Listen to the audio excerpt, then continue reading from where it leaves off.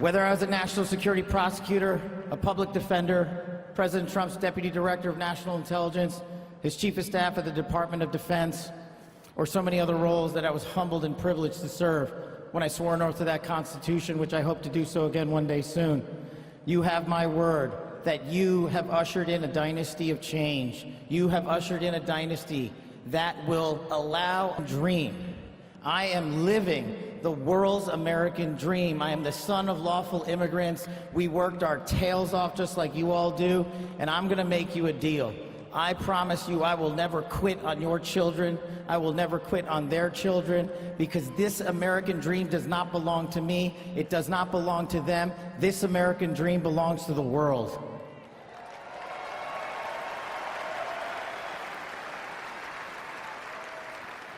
So in closing, I just want to tell you this. It's pretty cool to be speaking in Capital One Arena right before the boss.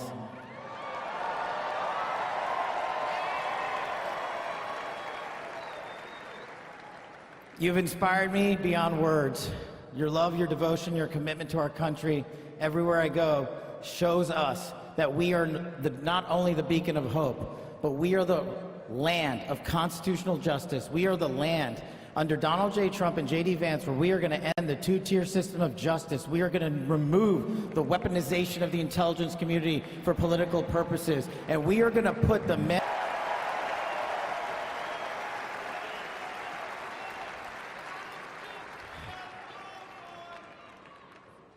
So listen, there's just one thing left to do.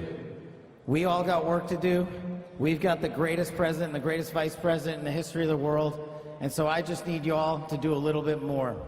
Every time you see a law enforcement officer, every time you've given us all of our time. And don't forget to enjoy the ride, ladies and gentlemen. God bless America. God bless these United States of America. God bless every one of you. I'm living the American dream. My name is Kash Patel, and I ain't going anywhere.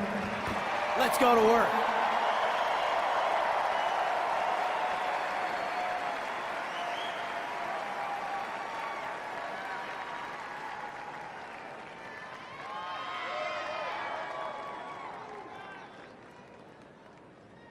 Ladies and gentlemen, please welcome to the stage, Dan Scavino.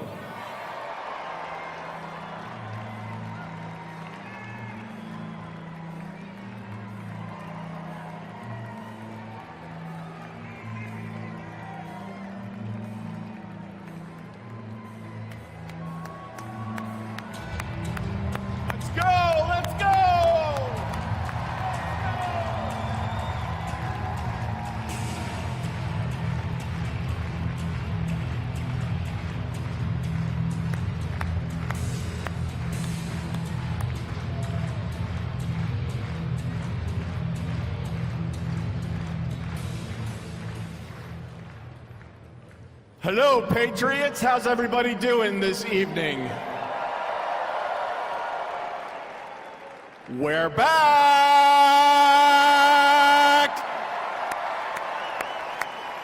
USA! USA! USA! USA! USA! USA! USA! The 45th and the 47th President of the United States of America will be here shortly. He's down at the Capitol. He'll be in a little while. He'll be here. They asked me to come out and say a few words and say hello to you great American patriots that came from all over the country. Thank you for being here today.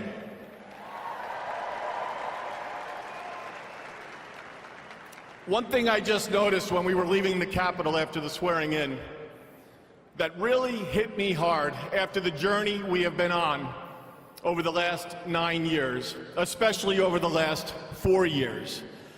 It really hit me when they took the presidential seal right here and put it on front of the podium for when the president gets here. President Trump often says to us on Team Trump over the years, "You're so lucky that I took you on this journey."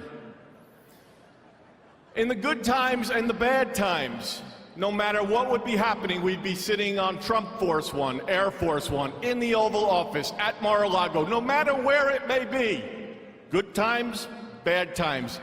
You are so lucky I took you on this journey. And you know what, Mr. President? You are damn right. You took all of us on this journey.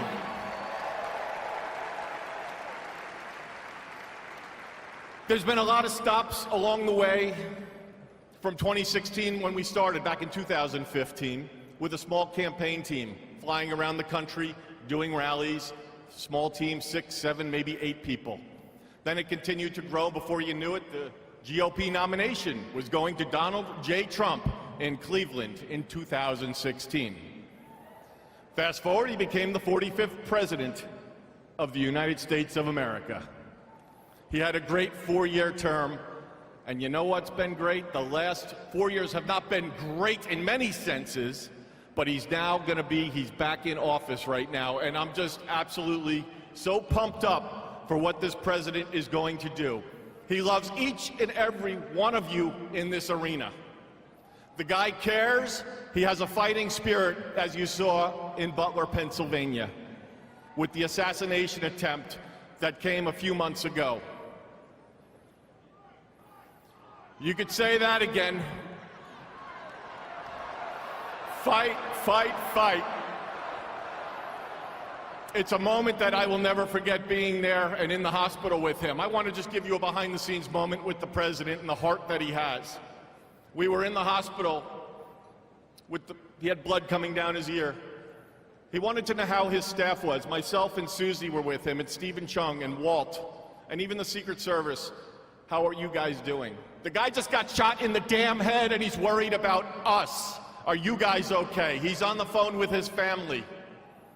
Showed him a picture, the iconic photo of his fist raised in the air. Told him it was from Doug Mills from the New York Times, a great photographer. He looked at the picture, he's staring at the picture, one of the most historical photos of all time. There'll never be anything like it. He said, call Doug and see if he's doing okay. That's the attitude he had in that hospital.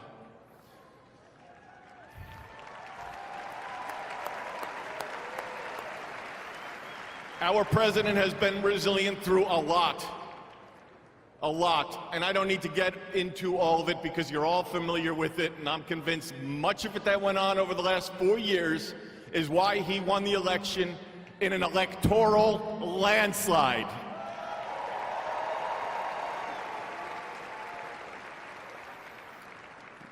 In Butler, Pennsylvania, when he got up and he raised that fist and he shouted, "Fight." He will do that for every one of you, for the United States of America. He will always put America first, without question. He loves what he does. He's got a great administration and a great team behind him. What a journey.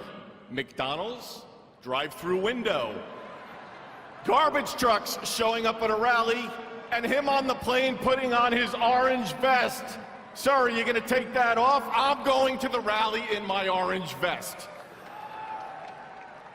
The guy is 1 in a trillion. There will never be anybody like this man again. Enjoy this moment.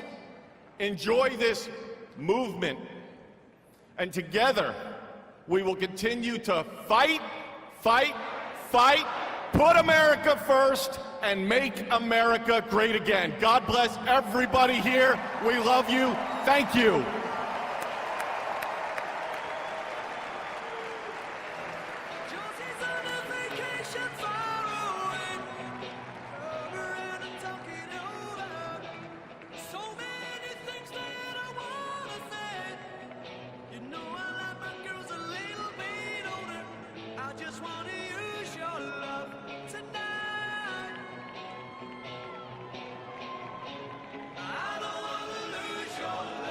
Tonight.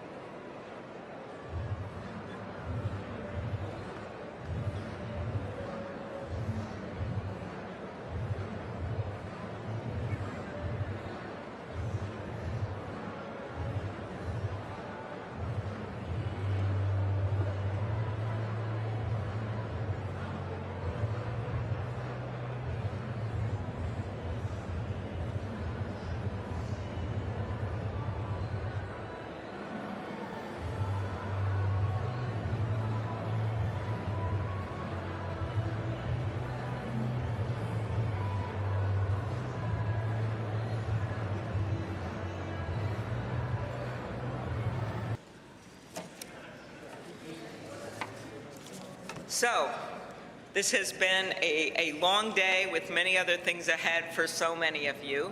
But I want to thank you for attending the 60th inaugural ceremonies. And as we close, we ask that you pick up a gift. All of our guests are going to get a set of commemorative glasses in embossed leather featuring the Great Seal of the United States, which Senator Fisher and I selected together, and maybe Senator McConnell added some bourbon from Kentucky. Just saying. It is now my privilege to conclude this luncheon by asking Margaret Kibben, the chaplain for the House of Representatives, to deliver the benediction. Thank you. And we know we love this eagle podium. It's pretty good, Mr. President. Ladies and gentlemen, please rise for the benediction.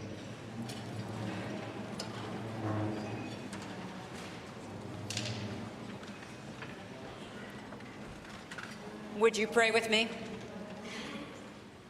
Holy and merciful God, having witnessed another successful moment in the experiment that you have entrusted into the hands of the American people, we pray your blessing on our 47th President of these United States, Donald J. Trump, and Vice President James D. Vance. Ensure that this mantle of singular responsibility that you have laid upon our President's shoulders remains secure in your will and safeguarded in your keeping. Uphold him as he preserves, protects, and defends the Constitution to the best of his abilities, relying on your divine help. God of power and might, grace and mercy, grant that your spirit of counsel has access to the President's heart to search it, to his mind to examine it, to his will to test it, that his faithfulness would bear witness to your truth. Surround him with angels and advisors who will serve as your agents to guide and guard him, caution and encourage him to remain upright and blameless in your sight. Buckle the belt of truth around his waist. Place the breastplate of righteousness over his heart. Fit his feet with readiness, that your gospel of wisdom and justice will shine forth throughout President Trump's administration. We offer this prayer to the one whose voice we follow, to guide all that we do and all that we hope for. Amen. Ladies and gentlemen, please be seated. Please remain at your seats as President Trump, Vice President Vance, the Joint Congressional Committee on Inaugural Ceremonies, and the official party depart National Statuary Hall.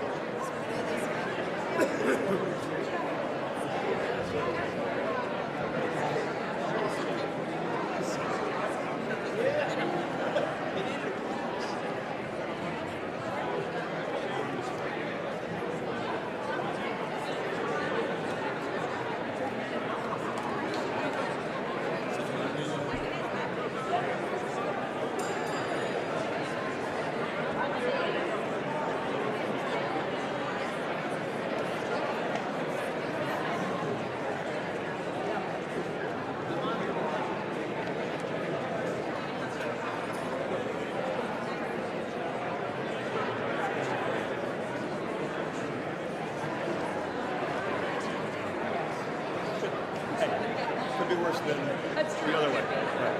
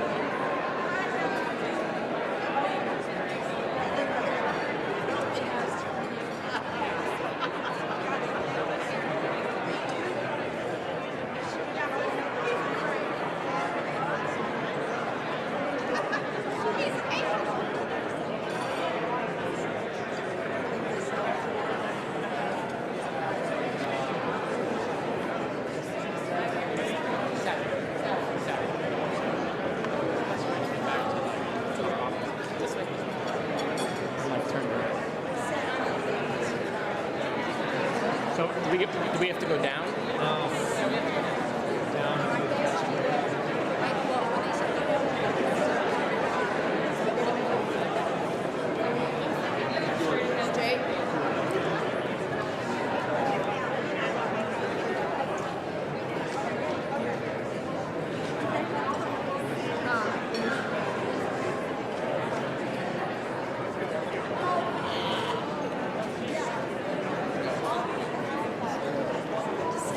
Step to the governor's mansion, and then 1600 Pennsylvania.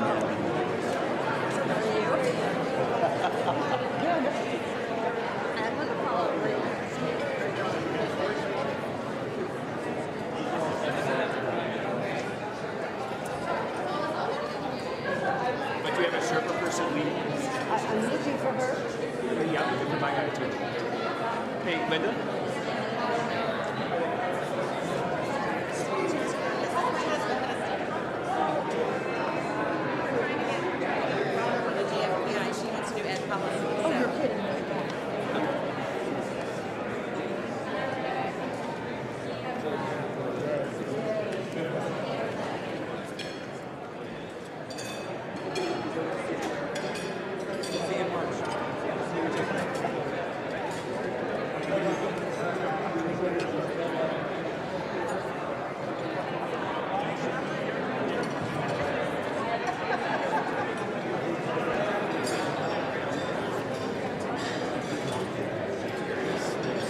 Shuttled to the Village Hotel, and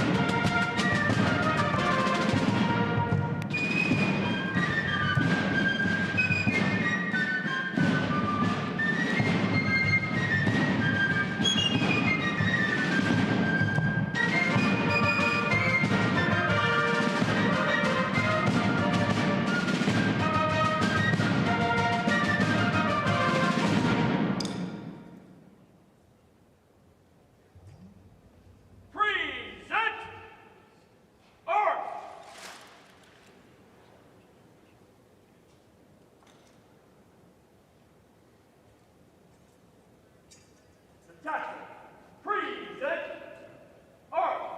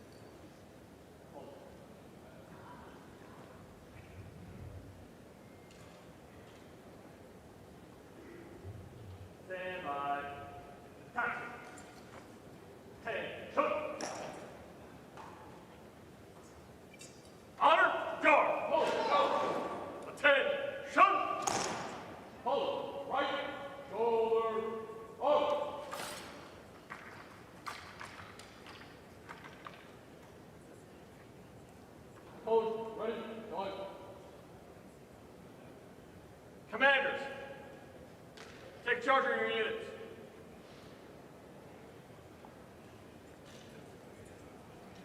Right. Back. Forward. Forward. Forward. Right. Hands. Forward. Left. Hold. Side. Hold. Forward. Oh. Return. Hold. Stay. Forward. Ready. Down. Right.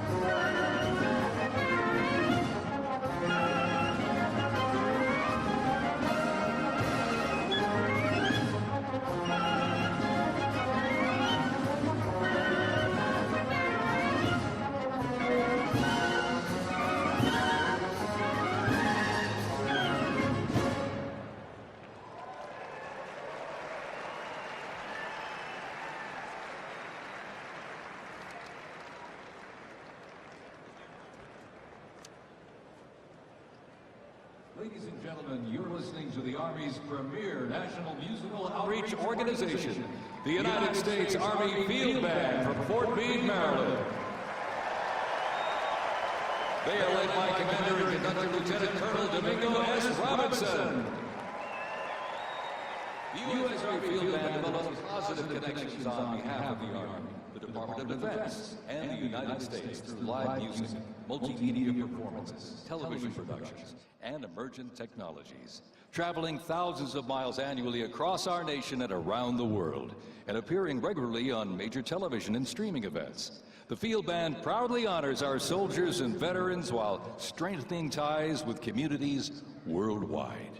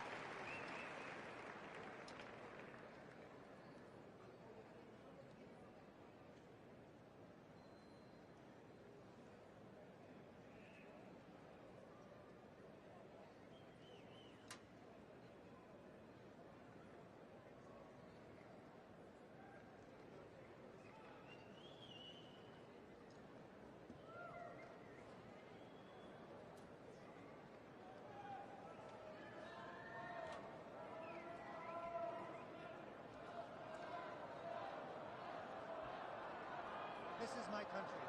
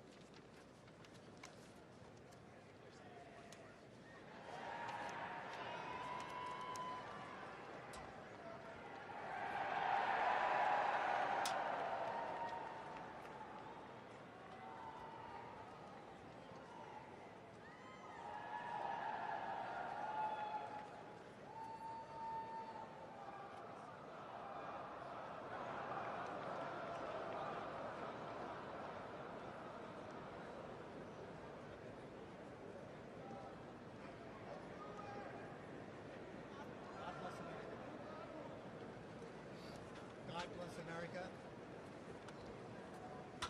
God bless America.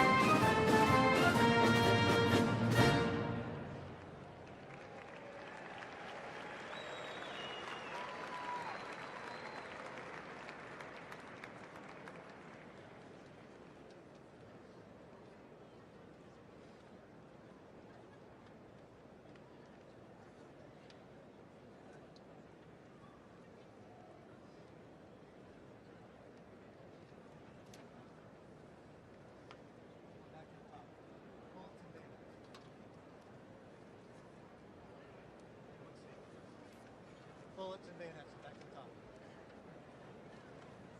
Bullets.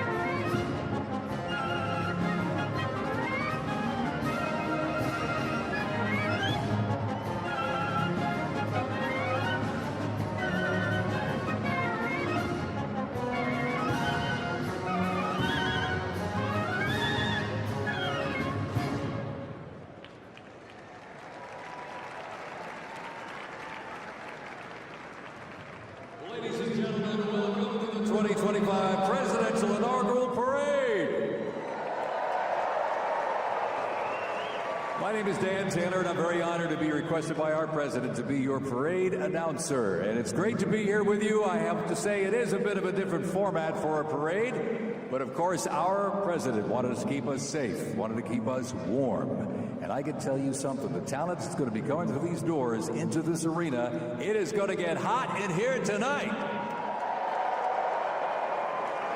So thank you for joining us as we celebrate this historic occasion on behalf of the Trump-Vance Presidential Inaugural Committee. The ceremony's about to begin. We're going to get things underway, so if you're with family and friends, been talking in the halls or whatever, get down to your seats, grab a snack. We're going to get the show on the road.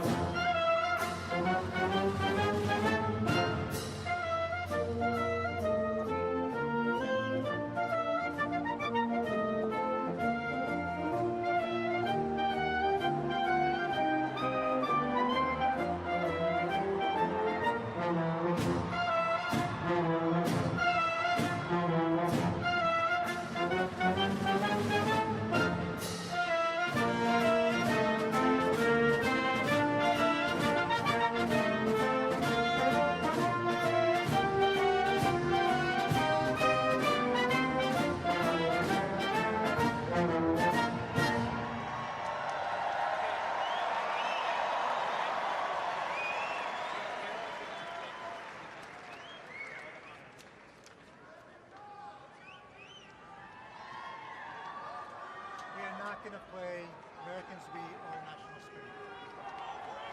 No Americans We Are National Spirit. Next up is honors.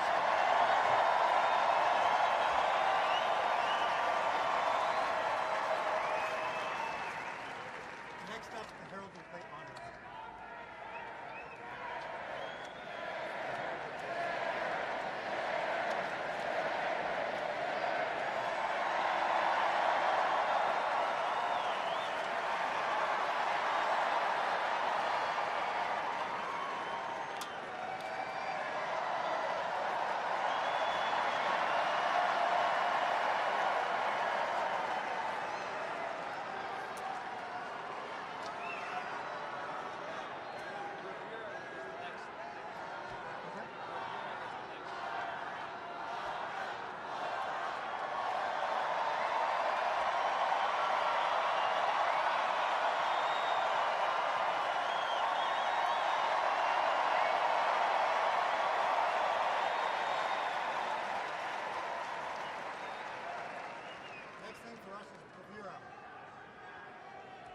Next thing for us is bravura.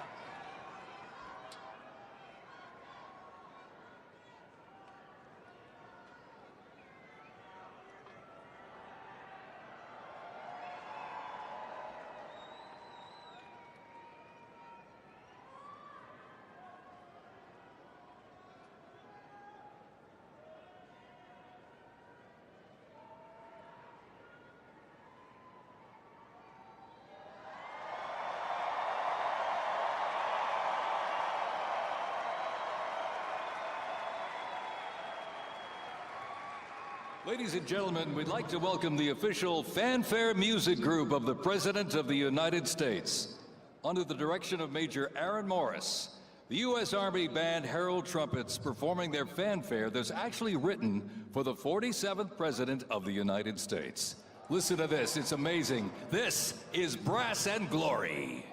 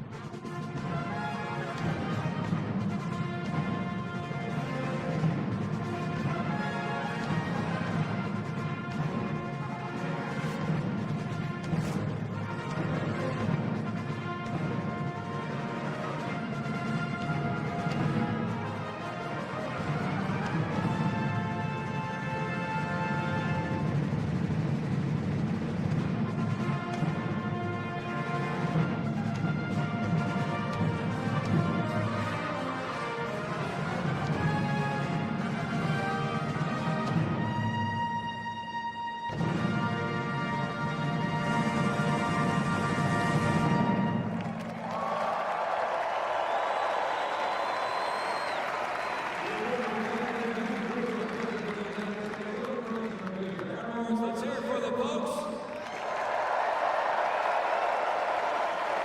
Brass and Glory.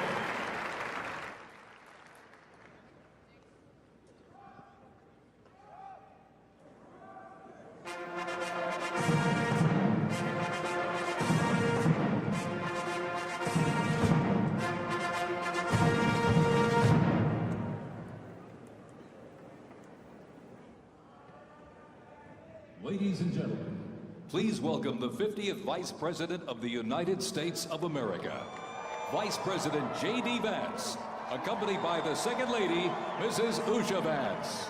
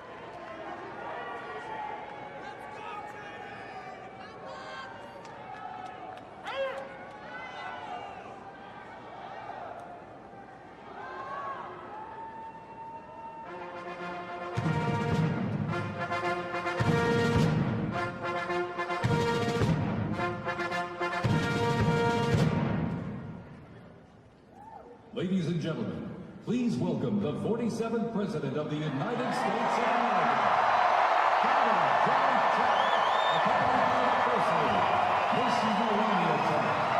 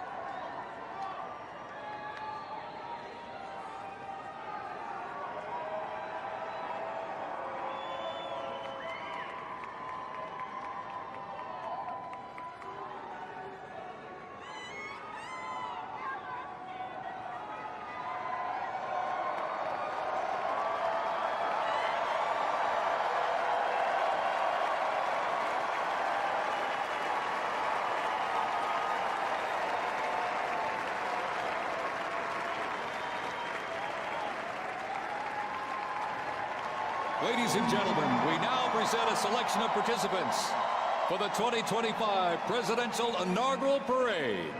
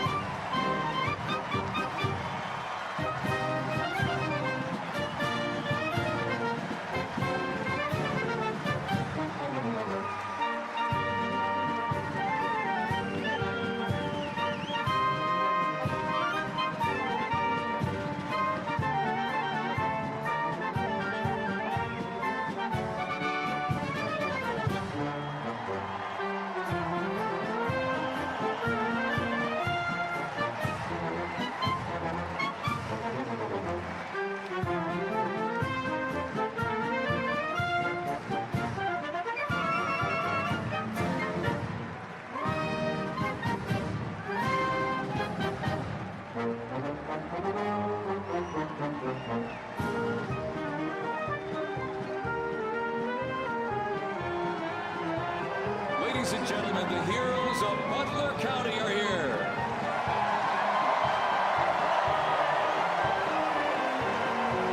And they are here to pay homage to the life, selfless community service, and sacrifice of Corey Comparatori. Mr. Comparatori, a 10-year U.S. Army Reserve veteran and past fire chief of the Buffalo Township Volunteer Fire Company, who died during the assassination attempt on the life of President Trump in Butler, Pennsylvania, July 13th, 2024. Their formation consists of Pennsylvania State Police, local police, county sheriffs, emergency services unit, EMS, 911 radio dispatch, and hospital personnel, who all heroically stepped into action during the horrific attack. They are also paying tribute to the courageous service of first responders nationwide.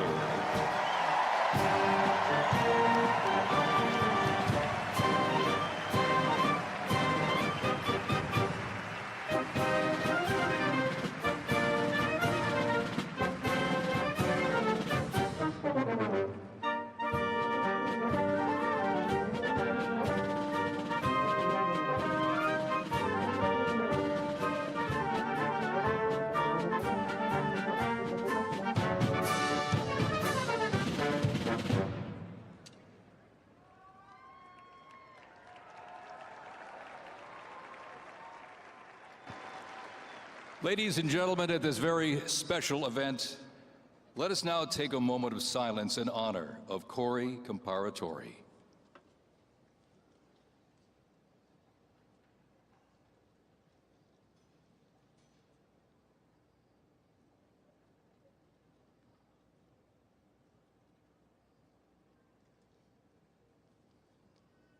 Thank you very much, ladies and gentlemen.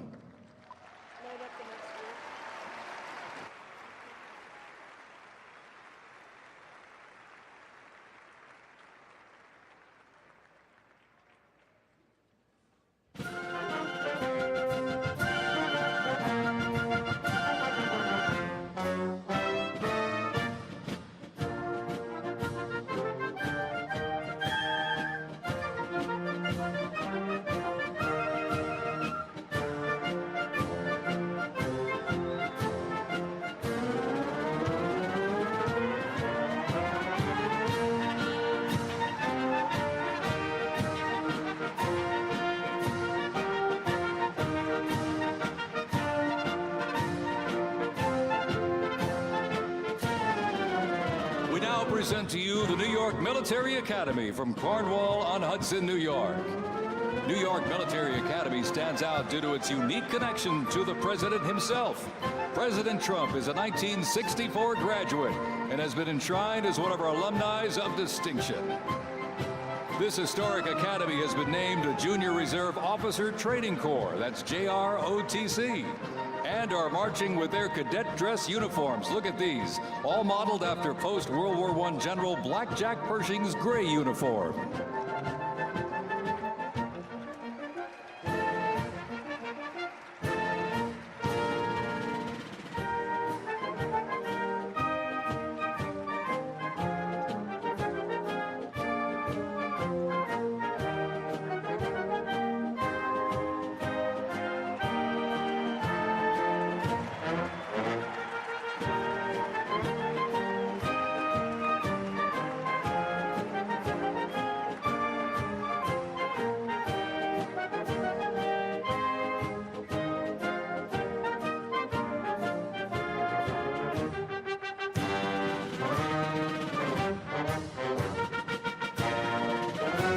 Introducing the Palm Beach Police and Fire Honor Guard unit, representing the town of Palm Beach, Florida.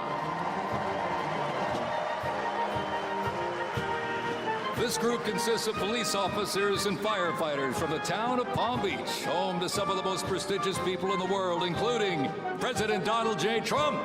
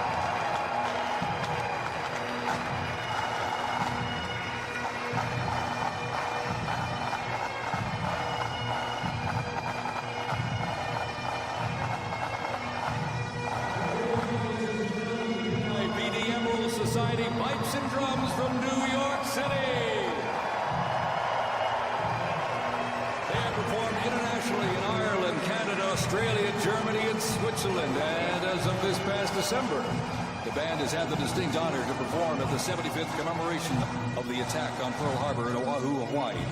The band has also played for hospitalized children, military veterans, as well as the 1980 and 2005 presidential inaugural parades, and His Holiness Pope John Paul II. The NYPD Emerald Society Pipes and Drums formed way back in 1960. And you know, they are the oldest, largest police pipe band in the United States, comprised of all active and retired police officers of various ranks and assignments. Listen to those bagpipes. Let's hear it for them, folks.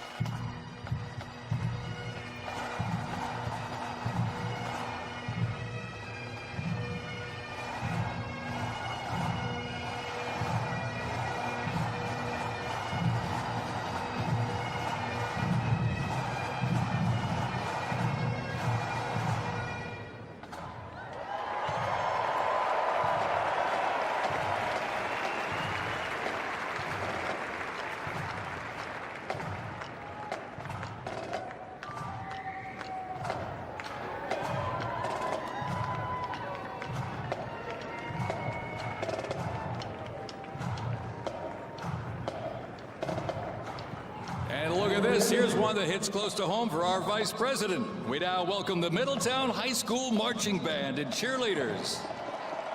They're traveling all the way from Middletown, Ohio to proudly represent their school, our nation, and outstanding alumni, including our new Vice President of the United States, J.D. Vance.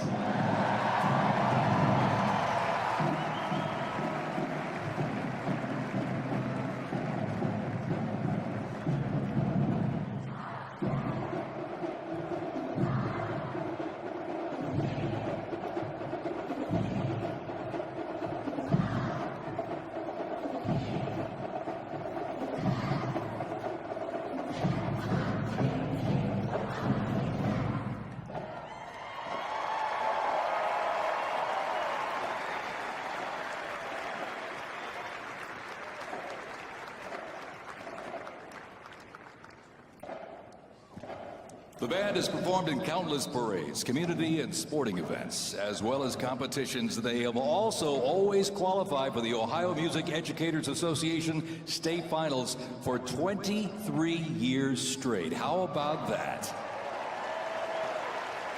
And have earned the highest rating in 18 of those appearances. Woo! And today they performed America's Sweet Land of Liberty.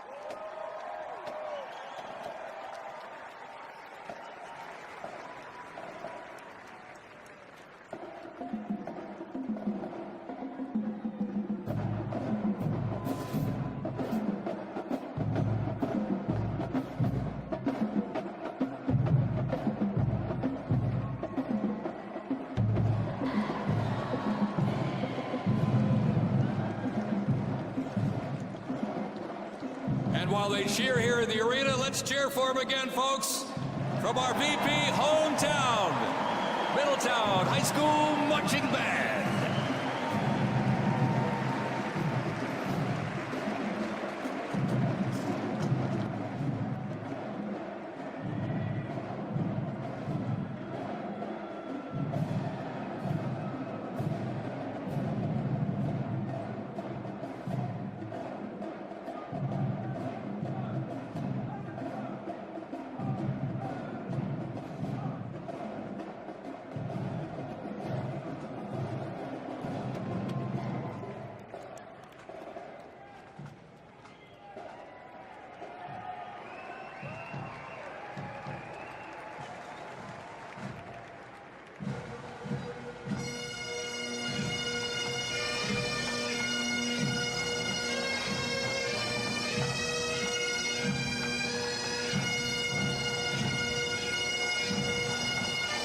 Ladies and gentlemen, entering your arena right now, traveling from Boca Raton, Florida, the Florida Firefighters Pipes and Drums.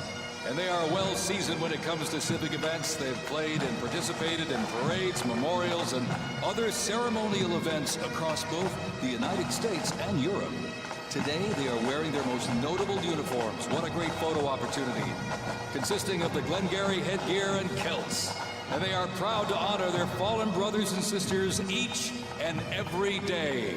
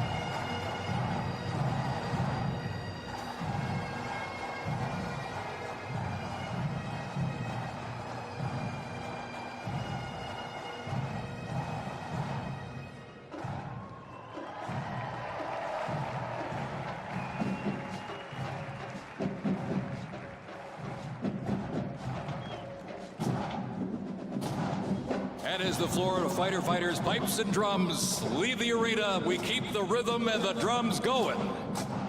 Please welcome the Stewart's Creek High School Marching Band. Traveling all the way from Smyrna, Tennessee, they are proud to represent the Volunteer State in the 2025 Presidential Inaugural Parade.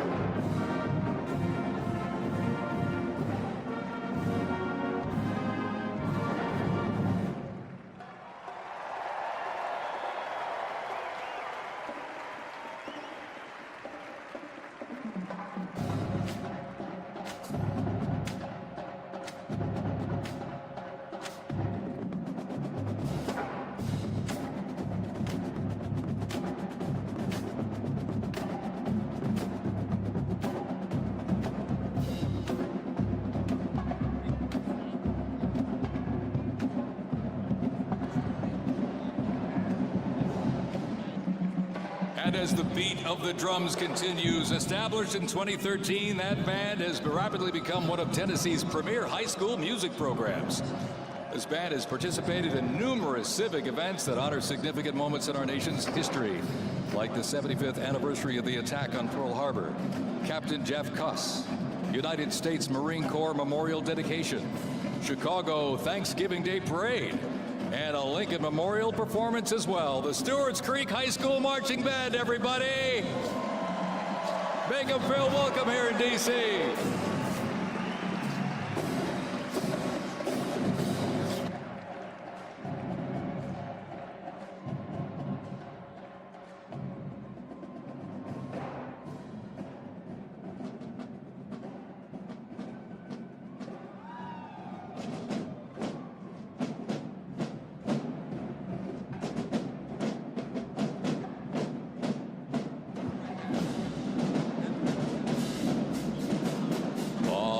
Ladies and gentlemen, now welcoming the Mississippi Valley State University Band. They're traveling all the way from Itta, Mississippi. Look at this, gang. This is the Mean Green Marching Machine. They are proud to represent historically black colleges and universities at the 60th Presidential Inauguration.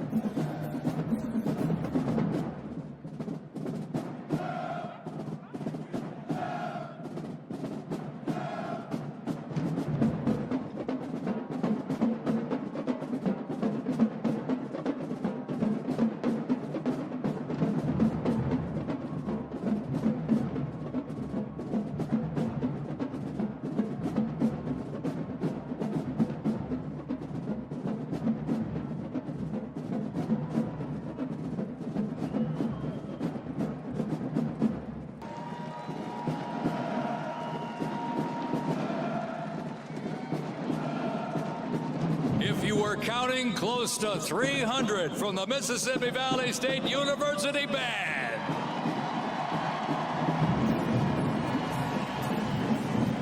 You know, since its founding, the band has consistently played a significant role at their university and across the United States. They have performed for athletic events, Mardi Gras parades, Rose Bowl parades, and many, many more. The Mississippi Valley State University Band takes great pride in presenting culturally diverse presentations for students, faculty, and the surrounding Mississippi communities. Take a look at that brass out there. Woo! That's just part of the big green marching machine. The Mean Green Marching Machine from Itabena, Mississippi, ladies and gentlemen.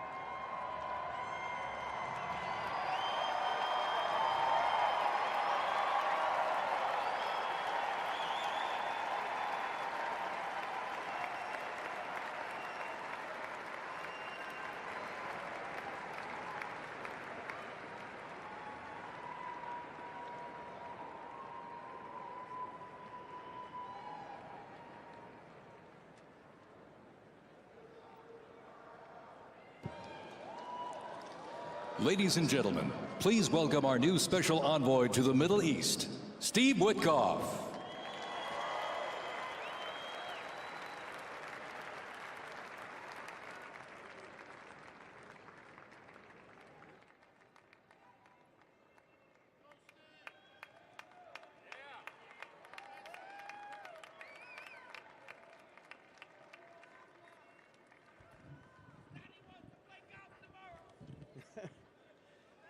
Good evening, everybody.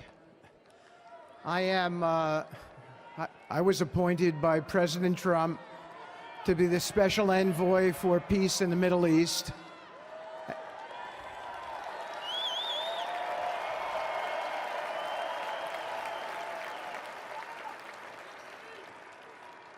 And I'd like to describe to you some of the things we're doing and how it informs on President Trump's policies. First of all, it is an honor to stand before you today as I reflect on the enormity of the role that President Trump has tasked me with. I am constantly reminded of the privilege it is to serve under the leadership of my boss, President Donald J. Trump.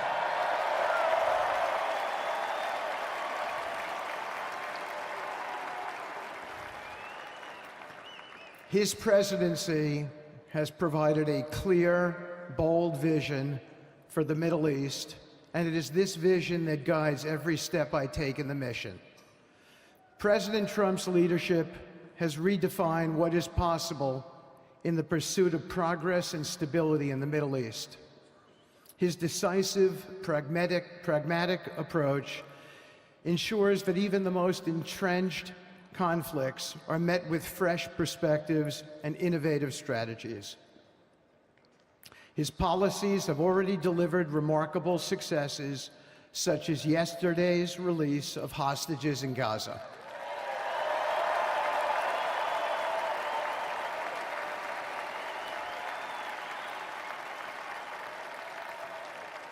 Thank you. This achievement demonstrates the strength of President Trump's leadership and the respect he commands on the global stage. It is yet another example of his ability to deliver results in the most complex and challenging situations. The Abraham Accords, a testament to his vision and determination, have also brought historic progress to the region, transforming old rivalries into new alliances. These agreements are not merely symbolic. They represent a practical roadmap for peace, economic cooperation, and mutual respect across nations. My role, as President Trump has tasked me, is straightforward yet profoundly challenging: to turn his vision into actionable outcomes. He sets the agenda, he lays the framework, and he inspires people like me into bold action. My responsibility is to implement his vision, engaging with leaders across the region to find pathways towards sustainable peace and stability.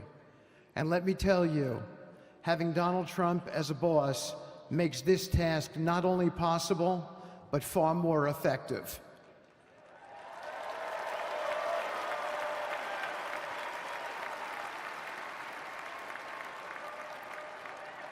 President Trump's reputation as a leader who delivers results resonates far beyond Washington.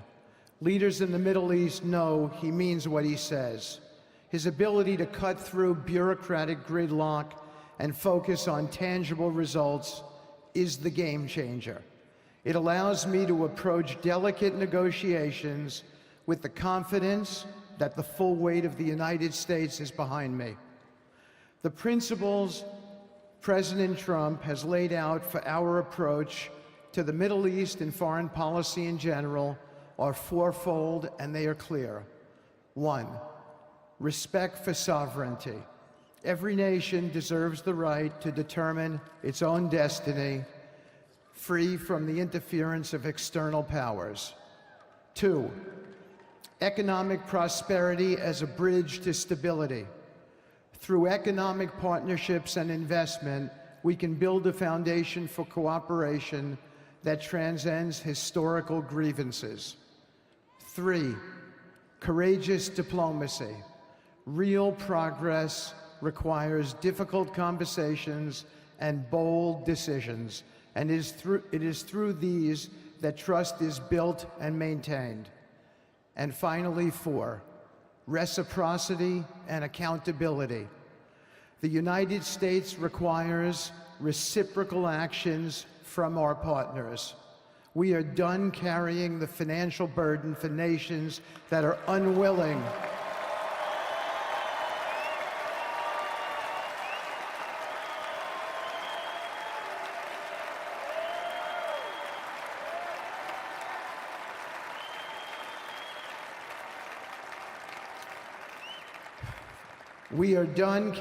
the financial burden for nations that are unwilling to fund their own progress.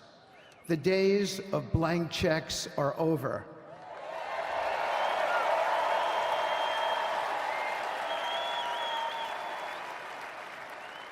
Partnerships under President Trump's leadership must be equitable, and contributions must reflect shared commitments to our goals. In my work, I've seen firsthand how these principles resonate. They provide a foundation that transcends politics and speaks to the shared humanity of all people in a region. Leaders across the Middle East recognized that this Trump administration is serious about results, not symbolic gestures, but real, meaningful progress that improves lives. Thank you.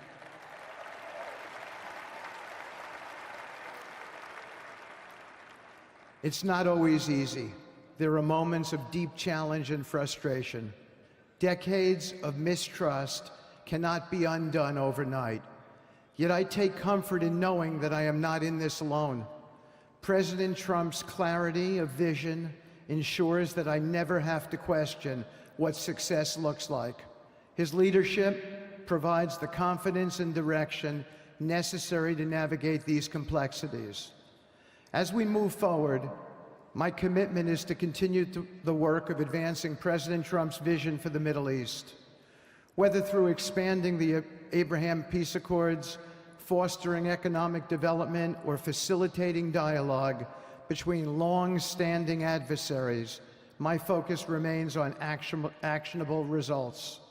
Let me close by saying this: a stable and prosperous Middle East is not an unattainable dream.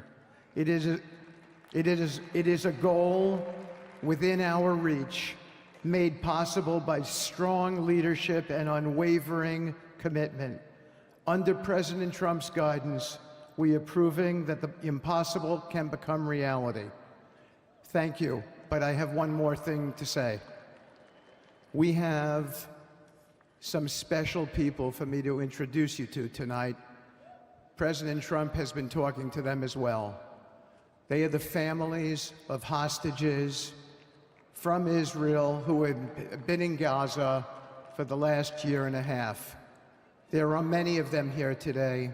Several of the families have lost children and loved ones, and they're here because they're part of an effort to retrieve their bodies so they can be buried in a proper way. Several have children who are still in captivity. There is an American family here whose loved one is scheduled to come out in 14 days, and they're going to be meeting the president tonight. So let's give them all some love and a big hand. Come on up.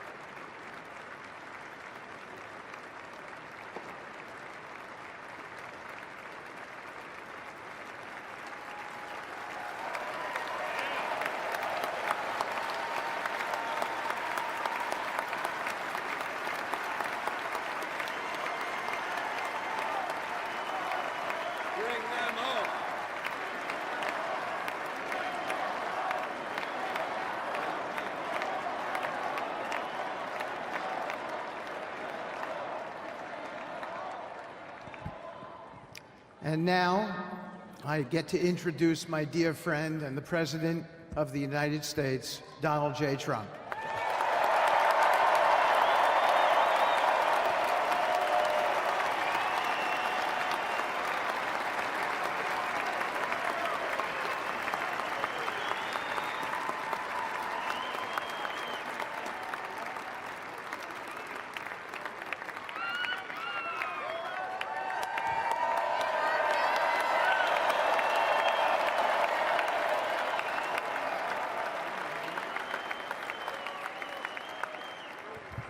Thank you very much, everybody. Appreciate it. Thank you.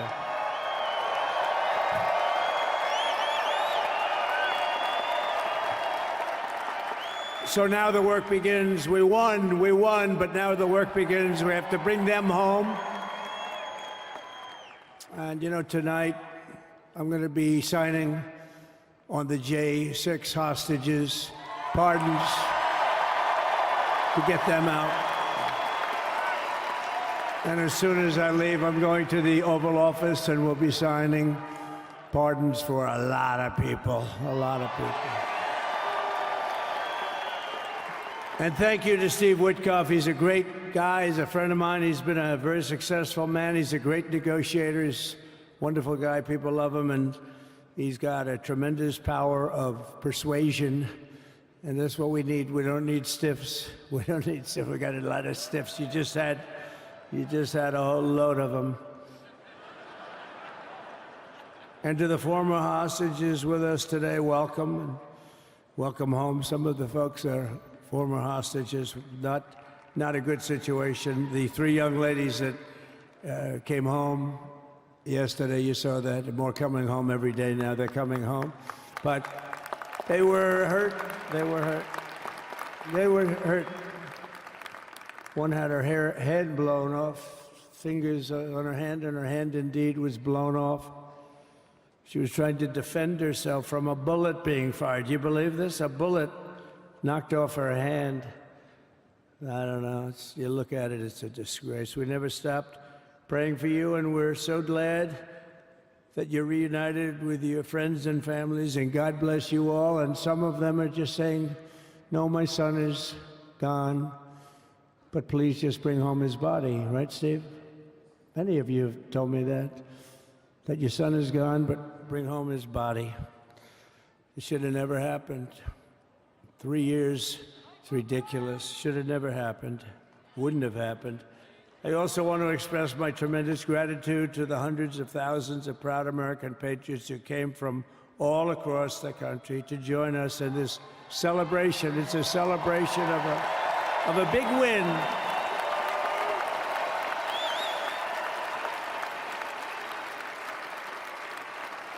And you're witnessing the dawn of the golden age of America. That's what it's going to be. We're bringing it back. We're going to bring it back fast. We're going to bring it back fast.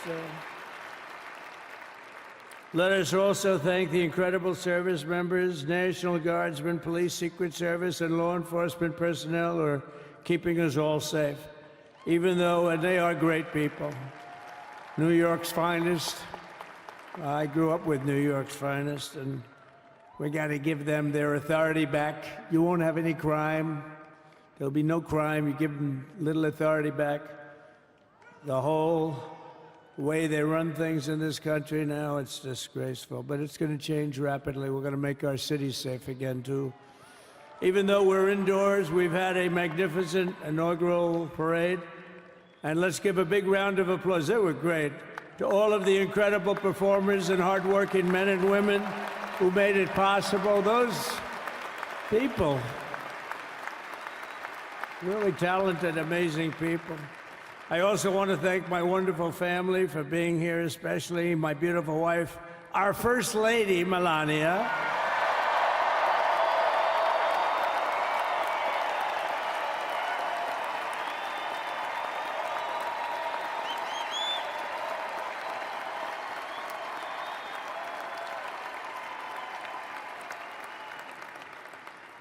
I love our First Lady. And also, JD. How good has JD been? And his beautiful wife, Usha. How good is JB? JD has been great. He's another good negotiator, Steve. He's a great negotiator, too. We need negotiators in this country. But so many of the people on the stage behind, not only family members, as an example, Lara Trump, the wife of Eric. She was the head of the Republican Party, along with my friend Michael. Stand up, the two of you. What a job. What a job they did.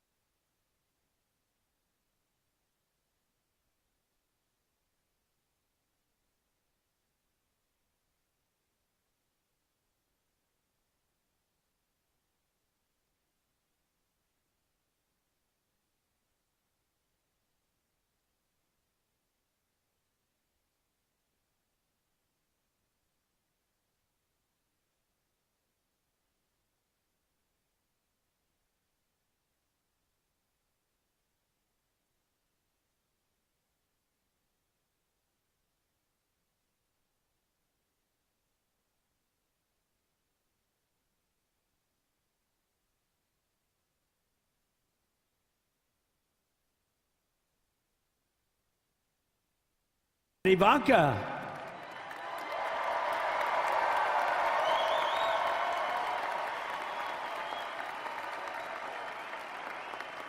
And you know, Jared negotiated the Abraham Accords, which are the biggest, it's the biggest deal made in the Middle East in many, many years, and it's really something. Jared, stand up, Jared. The Abraham Accords.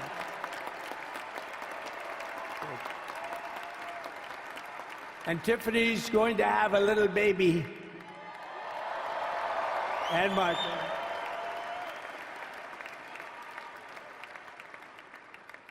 And then I have a very tall son named Barron. Has anyone ever heard of him?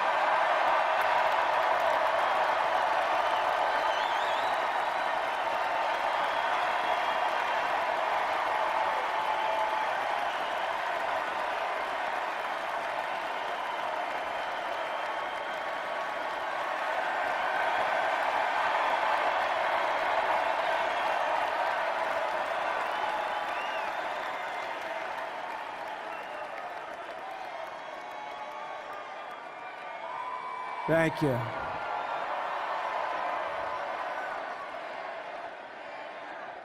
He knew the youth vote. You know, we won the youth vote by 36 points. And he was saying, Dad, you got to go out and do this one and that one. And we did a lot of them. And he respects them all. He understood them very well. And he said, Dad, you got to go out, do Joe Rogan, do all these guys. And we did. We did. And Joe Rogan was great. They were all great, right? Aaron, they were all good. He understood the market. Another famous one, how about Kai? Stand up, Kai.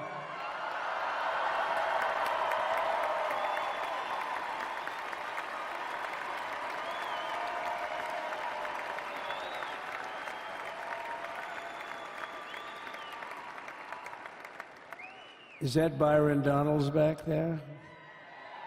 Stand up, Byron. Stand up. What a future this one has. What a future. That's great, Byron. Thank you very much. And how about Lutnick, Secretary of Commerce? He's going to take in more money than any country has ever even thought about. He's going to take in some money. And we have many others. Look, I'm not going to go through it, but we're going to sign some orders right now, and that's really what I want to do.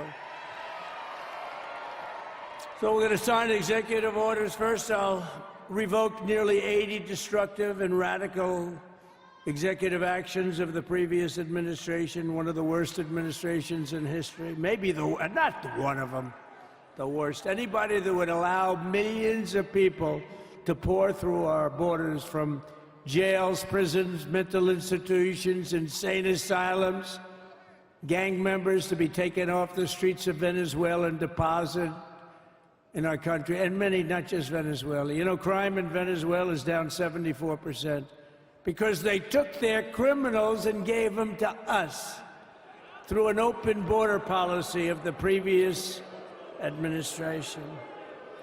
All over the world, they're emptying their prisons into our country. They're emptying their mental institutions into our country. It stops as of 1 o'clock this afternoon, okay? It stops.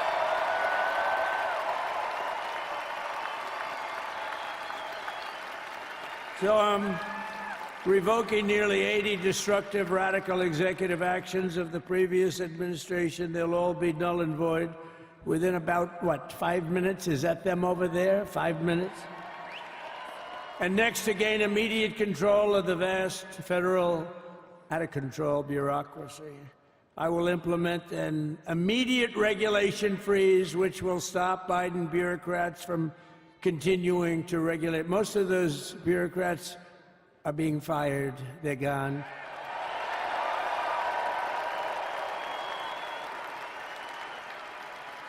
Should be all of them, but some sneak through, but we have to live with a couple, I guess.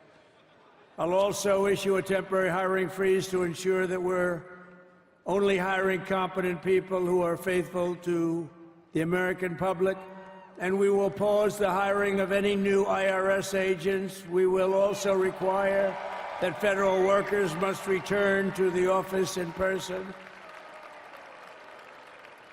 And we're going to take the 88,000 people that they hired to go after you with guns. By the way, they're allowed to use guns and harass you like they were so many other people. Remember this. Okay, remember? Do you remember a little statement about tips? Does anybody remember that little statement? I think we won Nevada because of that statement. But they went out and harassed you over the tips. In other words, we are restoring control of our government to the people. We're going to take those 88,000. Let's see if they'd like to work on the border, because that's where we want them, really.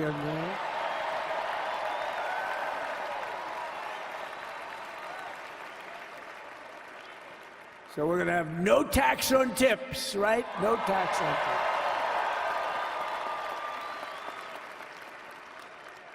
And we may have, like the Speaker of the House, is he here? He's done such a good job. Is Mike here? He's around here someplace. I saw him just a little while ago. Hello, fellas. Look at you guys. Yeah, I know it. He's great. He's doing great. They're all doing good. The Republican Party has never been unified like it is right now. They want to save our country. And we're going to more than save it. We're going to make it greater than it's ever been before by a lot. Next, I'm going to sign a presidential memorandum directing every member of my cabinet to marshal every power at their disposal to defeat inflation and rapidly bring down the cost of daily life, because your costs have gone through the roof in the last 4 years. Perhaps you didn't notice. Does anyone notice their costs are like double, triple, quadruple? You can't buy bacon. Apples have doubled in price. You want an apple, anybody? Pay twice what you did 2 years ago. We'll put more money in your pocket, and we'll bring back the American dream and to reduce energy costs and liberate our economy. So we have more oil and gas than any country in the world, and we're going to use it. We're not going to do the wind thing. Wind. Big, ugly windmills, they ruin your neighborhood. They ruin you. If you have a house that's near a windmill, guess what? Your house is worth less than half. And did you see up in New England with the whales? You see what's happening? So they had 2 whales killed in about 14 years. Last year and the year before, total, they had 28. So if you're into whales, you don't want windmills either. and they're the most expensive form of energy that you can have by far. And they're all made in China, by the way, practically all of them. Good, right? Now, remember when we used to joke and kid when we were kidding, but we don't kid anymore? They want to watch the debates on television. They want to watch your favorite president on television. But the wind isn't blowing, so we can't watch television that night, Gladys. Remember? Gladys, I'm sorry, the wind is just not blowing. We're not watching Trump tonight. But I'm immediately withdrawing from the unfair, one-sided Paris Climate Accord ripoff. The United States will not sabotage our own industries while China pollutes with impunity. You know, China, I mean, look, they use a lot of dirty energy, but they produce a lot of energy. And when that stuff goes up in the air, you know, it doesn't stay there. It's not like you got a wall. We love walls, don't we? Not like you have a wall around and it doesn't. It floats into the United States of America after 3.5 to 5.5 days. It floats across the oceans, and it comes right over your neighborhood, and it falls into your neighborhood. So they all say, we have to fight for cleaner air, but the other dirty air is dropping all over us, so what the hell are they talking about? Unless everybody does it, it just doesn't work. You know, we had the cleanest air and the cleanest water that this country's ever had under the Trump administration, and we didn't do anything to stop jobs and stop production. Believe me, you're going to see a lot of companies come pouring back because tariffs.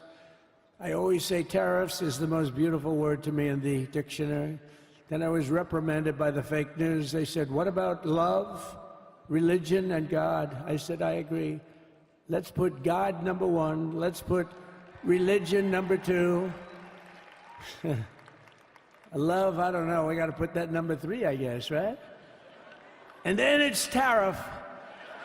Because tariffs are going to make us rich as hell. It's going to bring our country's businesses back that left us. And I'll also sign an executive order to immediately end federal government censorship of the American people. In America, we believe in free speech, and we're bringing it back starting today to stop the weaponization. Oh, do I know about that? These creeps. Deranged Jack Smith. You ever hear of him? Deranged. He's a deranged prosecutor. He's sick. They suck him on me. He's now been reduced to getting on an airplane, going back to The Hague or wherever the hell he came from. We got to get rid of that guy. Hey, was he one of the many people that got a pardon today? Did they pardon Jack Smith? You know, did you know that Biden, while I was making my speech, pardoned his whole family?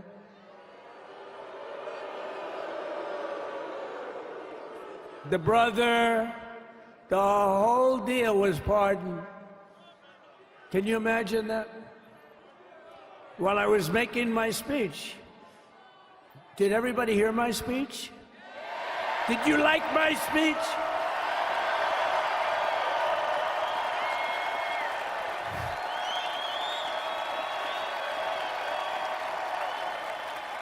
Thank you.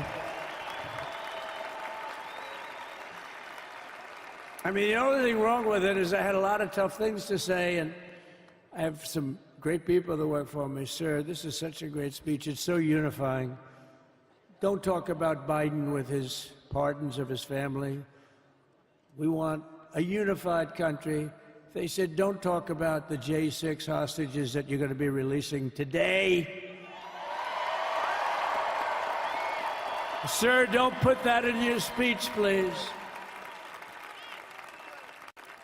I said, but I want to put it in my speech. I said, sir, it won't be unified like it is. It's so beautiful the way it is. And it is getting great reviews. You know, if I put things like that in, I'll get terrible reviews. One little paragraph that's a little bit wrong, the fake news goes crazy, right? So I said, all right, I won't put it in my speech, but you know what? I'm speaking in front of a hell of a lot of people at a place called Capital One Arena, and I'll talk about it there. So we're going to be going over the beautiful Oval Office, one of the great offices in history. Even if it wasn't beautiful, it's the Oval Office, but it is beautiful. And we love the Oval Office. It all starts with the wars start and end there. Everything starts and ends at the Oval Office. We love it. But we're going to go to the Oval Office. We're going to release our great hostages that didn't do, for the most part, they didn't do stuff wrong. You take a look at what went on, and look what happens in other parts of the country. In Portland, where they kill people, they destroy the city, nothing happens to them. In Seattle, where they took over a big chunk of the city, nothing happened. Minneapolis, where they burned down the city, nothing happened. Essentially nothing happened. All they want to do is go after the J6 hostages. A 76-year-old grandmother was arrested the other day because she was looking, I think because she was looking at the Capitol or something like that. No, we're not going to put up with that crap anymore.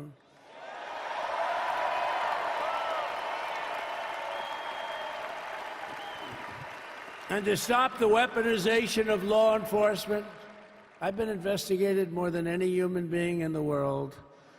I believe I have the all-time record. Every day a subpoena. Every single day would get subpoenas. I was more than any person. Alphonse Capone, remember I used to talk about it? Now, Alphonse Capone, Scarface, he was a pretty rough guy. He was investigated about 1/100th what Trump was investigated. My father's looking down at me, my mother, how the hell did this happen? You know what it is? They investigated their political opponent, the opponent of Biden, and then ultimately Kamala. Has anyone ever heard of Kamala?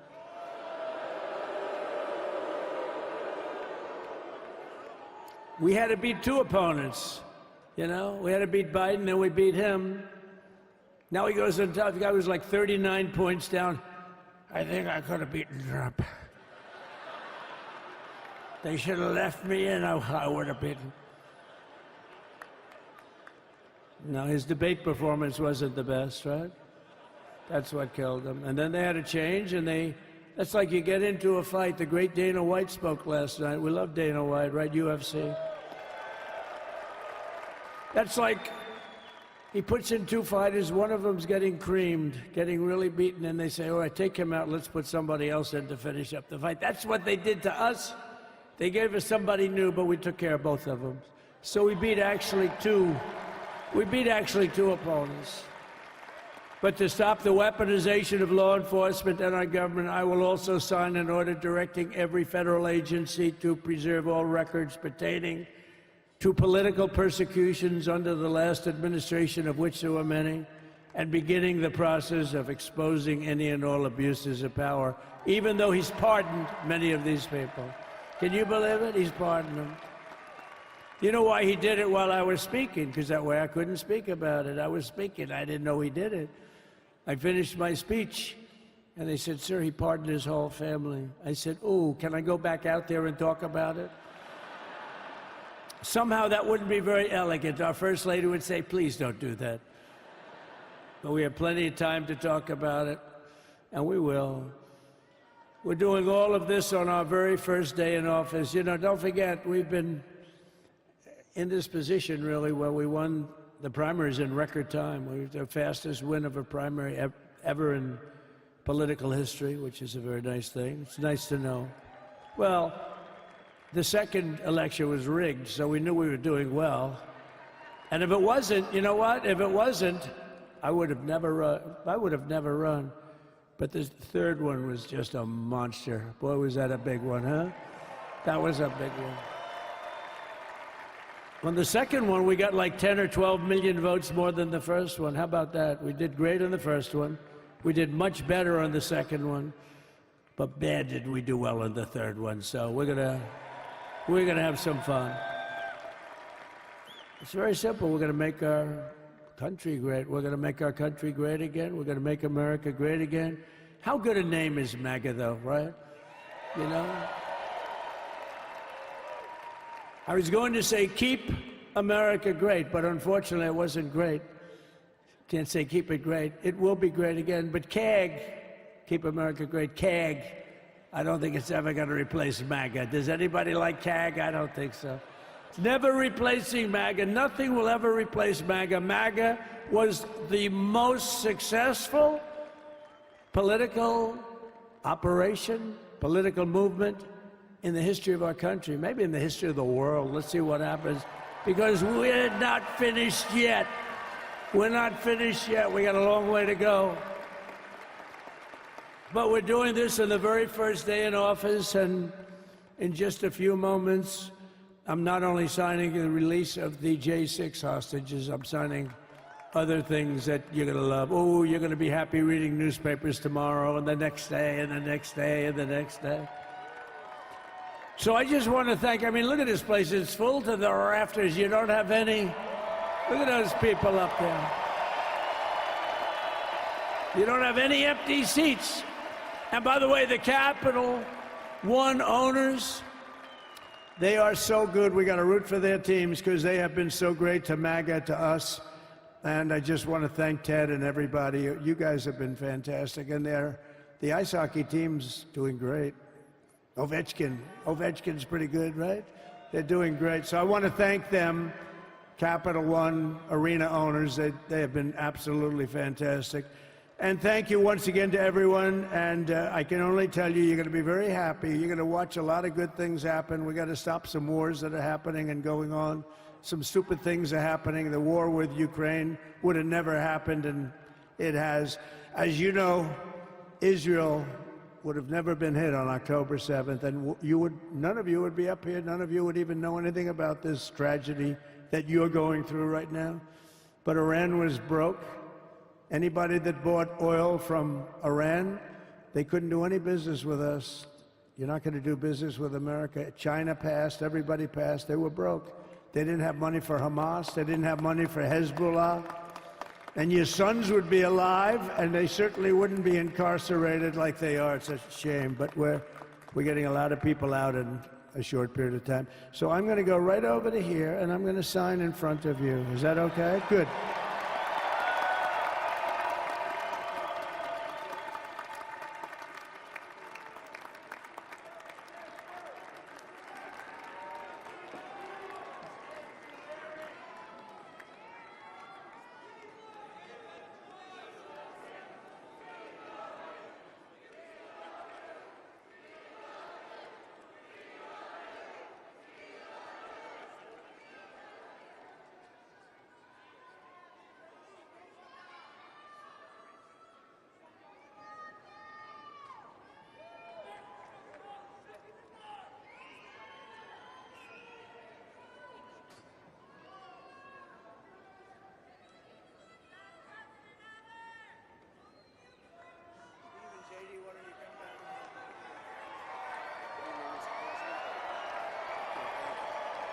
You have that other one to sign? Sorry, what's it? You have the other one to sign?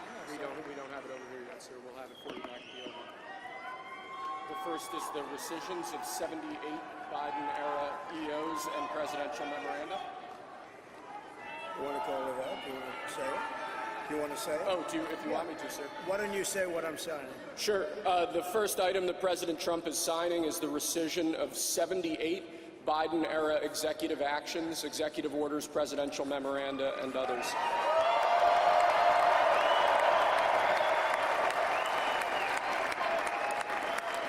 Thank you, sir.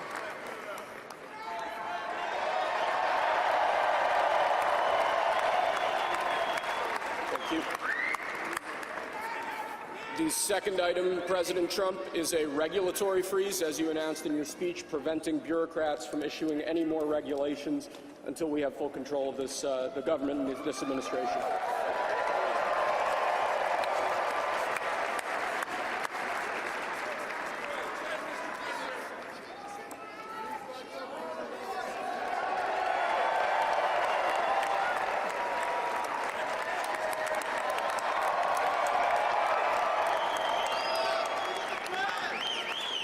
Sir. Sir, can I have a pen? The next item, sir, is a freeze on all federal hiring, excepting the military and a number of other excluded categories, again, until full control of the government is achieved and we understand the objectives of government going forward.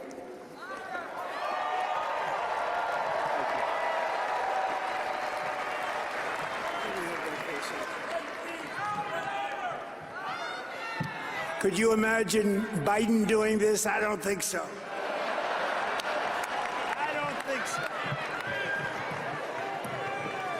Sir, the next item, as you announced in your speech, is a requirement that federal workers return to full-time in-person work immediately.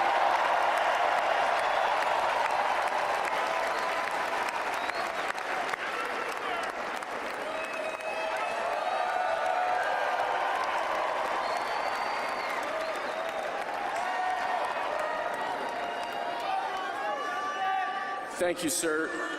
Next, we have a directive to every department and agency in the federal government to address the cost of living crisis that has cost Americans so dearly.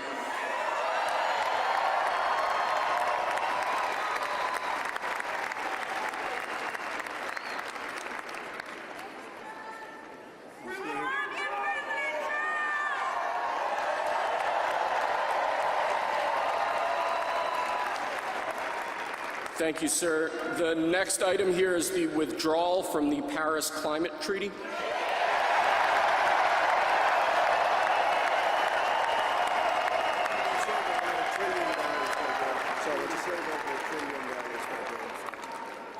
Yes, sir.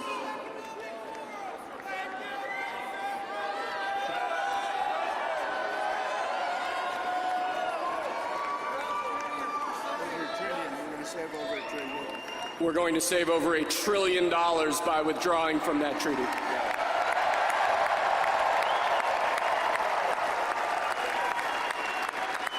And the next item, sir, is a letter that will be transmitted to the United Nations explaining that we are withdrawing from the Paris Climate Treaty.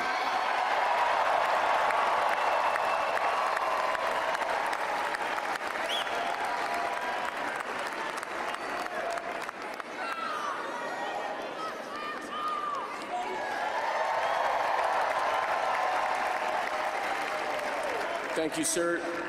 This next item is a directive to the federal government ordering the restoration of freedom of speech and preventing government censorship of free speech going forward.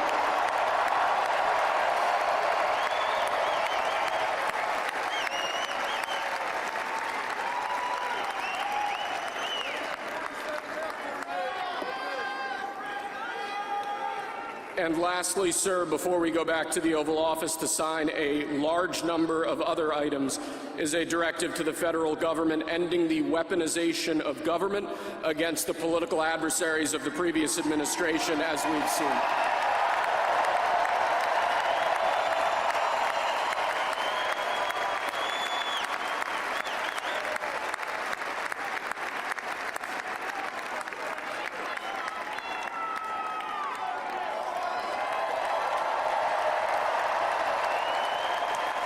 Thank you very much, sir. Appreciate it.